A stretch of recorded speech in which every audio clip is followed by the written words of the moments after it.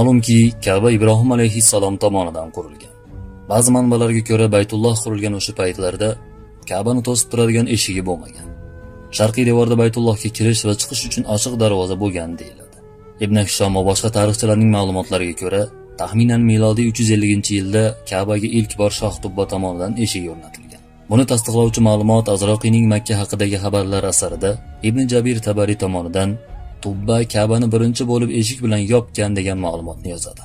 Shu bilan birga Tubba Jurhum qabilasi boshliqlariga Ka'ba ichini toza saqlash hamda unga eshik va kalit yasashni buyurgan. Tubba tomonidan yasalgan yog'ochli eshik islomdan oldingi va ilk risolat davrida ham Ka'bani berkitish va kirib chiqish uchun foydalanildi. Mazkur eshik Abdulloh ibn Zubayr 684-yilda yangi eshik yasamaguncha o'zgarmasdan turdi. Ka'baning eng ko'p foydalanilgan eshigi Sulton Murod 6-davrida o'rnatilgan. Bu eshik sharqiy devorda 300 yildan ko'proq vaqt davomida 1947-yilda qirol Abdulaziz yangi eshik o'rnatmaguncha foydalanib turildi.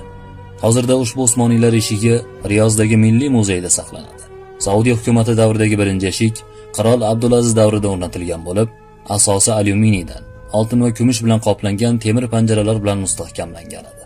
Ammo eshik qulfi 1891-yilda yasalgan.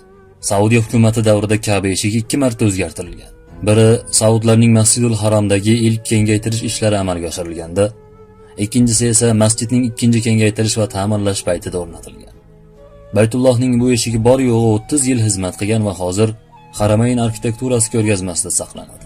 Hozirgi eshikni podshoh Xolid Abdulaziz buyrug'i bilan zargar Ahmad Ibrohim Badr tomonidan oltindan yasalgan. Eshiklarda ishlatilgan oltin miqdori taxminan 280 kilo.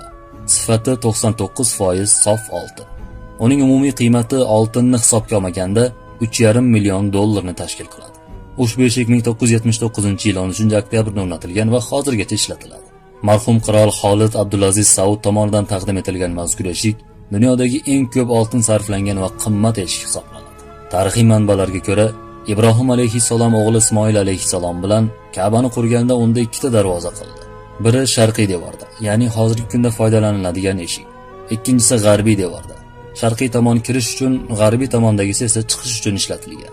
Milodiy 608-yilda Quraysh Ka'bani qayta qurganda, ular g'arbiy darvozani yopib tashladilar.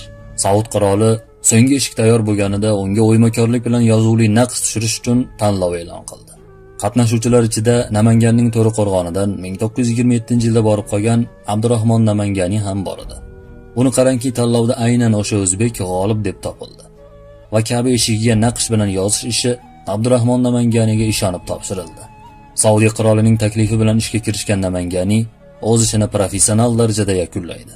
Qirol Abdurahmon Namanganiga mehnat uchun qancha haq berish kerakligini so'raydi. Shunda Abdurahmon Namangani "Mehnatim uchun faqat bitta iltimosim bor", deydi. Saud qiroli "Nima ekan?" deb so'raydi. "Bu ishim uchun hech qanday haq olmayman. Faqat muborak Ka'ba eshigining bir chetiga Abdurahmon Namangani deb yozib qo'yinglar", deya iltimos qiladi. Saud qiroli avvaliga sal o'ylanib, keyin bunga rozi bo'ldi. Ta'kidlanishicha, hali hanuz Ka'ba eshigining bir chetida Abdurahmon Namangani degan yozuv turibdi. Endi bu voqeadan sal ortga qaytsak. 2002-yilda hajga borgan pedagog Mirza Abdulloh hoji yana bir hikoyani aytib beradi. U kishining aytishicha, 1938-yil Saud qiroli maxsus yig'ilish o'tkazdi. Yig'ilishda Saudiyaga borib qolgan yana bir o'zbek, Abbosxon qori ham qatnashdi. Yig'ilishning asosiy maqsadi Ka'ba Post, ya'ni kisvani Saudiyada tayyorlash haqida bo'ladi. Ungacha Ka'ba Post uchun mato chet eldan olinib kelinardi. Qirol so'zini tugatgach, Abbosxon qori so'z so'rab qo'lini ko'taradi. U kishi: "Men hozir Ka'bada elektrikman, ammo o'z vatanimda bo'z, matohlar to'qish bilan shug'ullanganman. Agar imkon bersangiz, men shu ishga bir harakat qilib ko'rsam", deya qiroldan ruxsat so'radi. Qirol ruxsat bergach, haj mavsumida po'shni tayyor qilib Ka'baga yildi. Buni ko'rgan qirol xursand bo'lib, Abbosxon qoriga maxsus fabrika qurishlarini, fabrikani esa Germaniya texnologiyasi bilan jihozlashni buyuradi.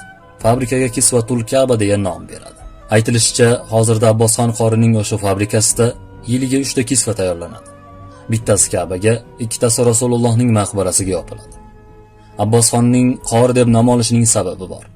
U kishi 1907-yilda O'zbekistonda tug'ilib, 1928-yil Makkaga borib joylashib qoladi.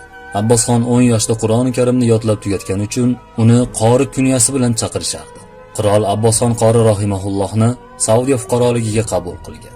Bunday unvon olish juda kam odamga nasib qilgan, deya so'zlab beradi Mirzo Abdulloh Xoja.